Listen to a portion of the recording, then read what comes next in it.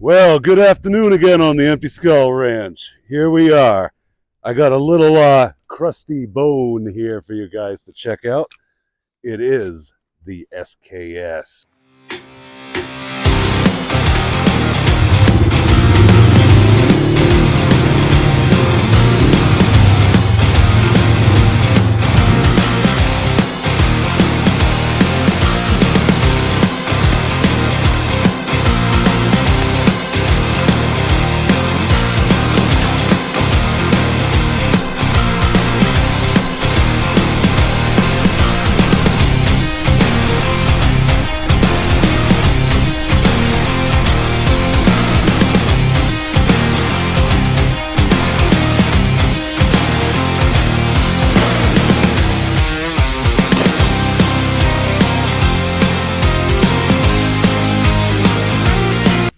All right.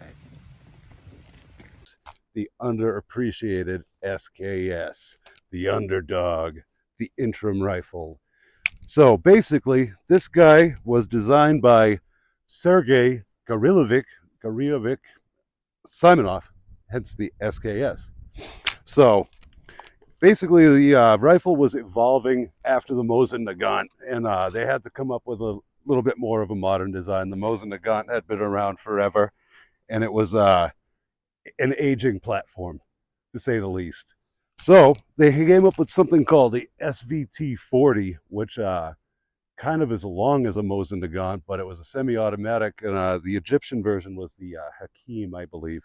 Very similar rifle, but it still cycled the 7.62 54R round, which was a longer stroke. So the longer stroke on a semi-automatic platform and rifle form was a little difficult to obtain and have it function reliably. So they adopted this cartridge, 7.62 by 39.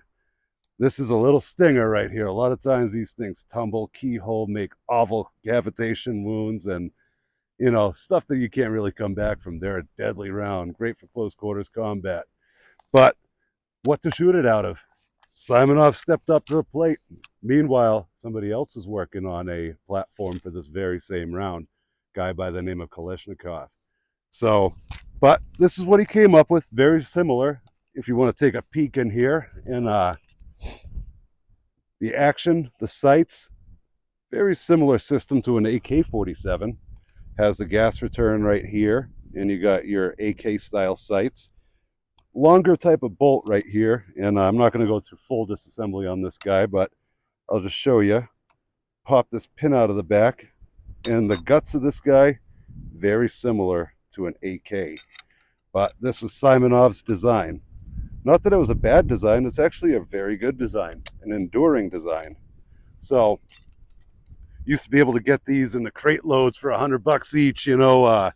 This one here happens to be a Yugo variant, but the original ones were produced by Tula, I think from 45 up until like 1958 or so.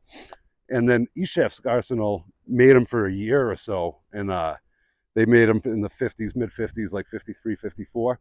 And so those ones are a little harder to find. You can find the Tula ones, but more commonly are these Yugo variants with this deadly looking grenade launcher.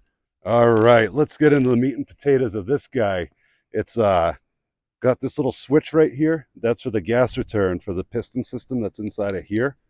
But when you fire the grenade launcher, you switch this off, so you're not returning gas to the chamber, because you're going to load a blank. And basically your grenade fits on top of this with some kind of a tube, sticks out and looks really goofy. But once you fire that, also, this gives you the chance for your volley sight to come up, so you can fire these things. Normally, they say to fire them at the hip, but it's really hard to read those sights if you're firing at the hip. I've never had the pleasure of trying it. Maybe someday on the ranch we'll get some inert grenades and fire them down range. But in the meantime, we'll take a look at a couple of the other features this guy has and get to slinging some lead down range. So, the sights, as you notice, have this backup tritium night sights right there and right there. Obviously the tritium has faded, it no longer works, but that was a cool idea. And right here, your flat stock bayonet that swings out right into position too. That is a cool design. it just, every time, there's no fouling it. So tuck that guy away before we get too dangerous here. And of course, the cleaning rod is held captive by the bayonet in its captive position.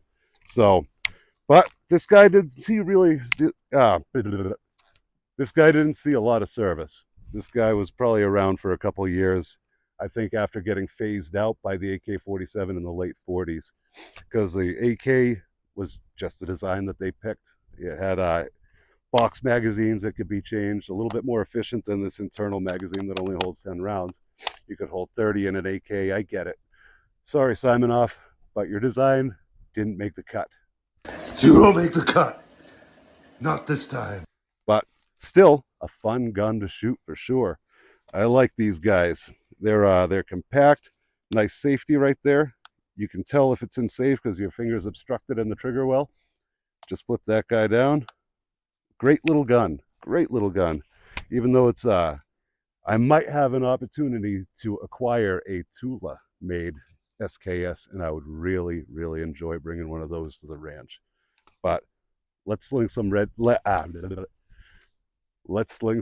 downrange and see how this thing does. I haven't shot this in a long time, so I don't know if these sights are on, if it's I'm going to blame every one of my misses on the sights being off, just so you guys know. All right, let's get downrange. Here we are. I got a handful of 7.62 39. I had a handful of 7.62 39. Oh, we'll save that guy for later.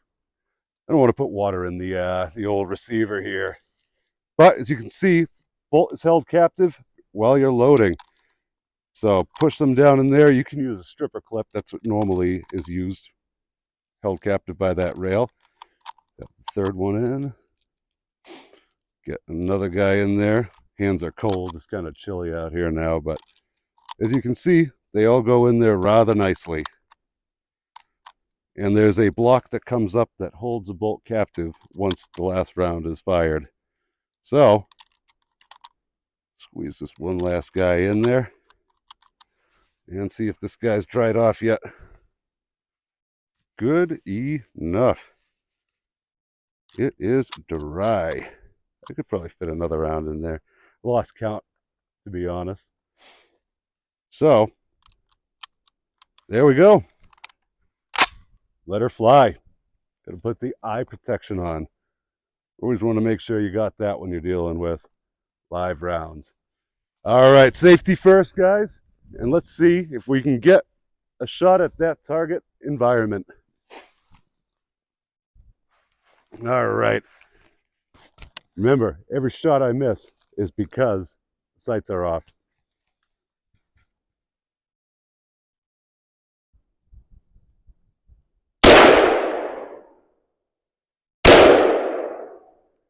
Ah.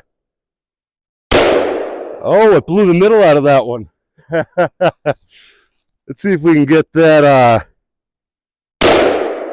Oh, yeah, the carnage downrange. Is that one?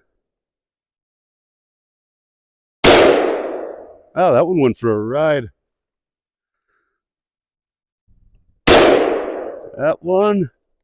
We got the 2-liter up on the barrel. Yeah, that's a barrel.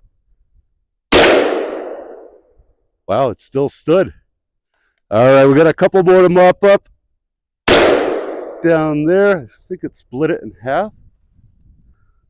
And took the top off of that one. Good shooting gun. Love this guy. Let's see if we have any more rounds left in it. See if I can get that ringlet. Ah, it took a little bit more out of it. And we are out. Well, basically, we got a couple of errands to run today, so I got to cut this video short. But in summary, I would love to say this is a terrific rifle, underrated, but it lost out to interchangeable mags that hold more capacity. But Simonoff, hell of a job making a rifle that has endured the ages and is fun to shoot. All right. See you guys again on the Empty Skull Ranch.